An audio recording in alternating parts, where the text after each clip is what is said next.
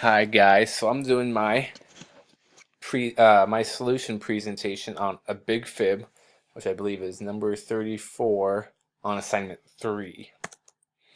So the problem says that we have a natural number that is not a Fibonacci number, let's call it n. Suppose that f is the largest Fibonacci number that does not exceed n. Show that the number n minus f must be smaller than the Fibonacci number that comes right before f. And I think we want to make a nice little equation when we do that. So let's kind of just list some stuff that's going to help us out. So I said let's just let f be the kth Fibonacci number. We aren't told which one it is, so let's not really be specific. Let's just say it's the kth one. So that means our Fibonacci f is going to equal f of k.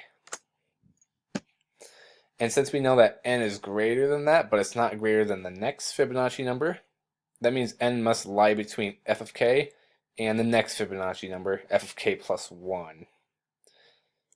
Which is kind of important to know because that means I know that n has to be less than f of k plus 1.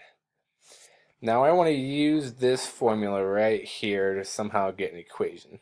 If you remember back from the problem, I needed to find n minus f, or n minus fk.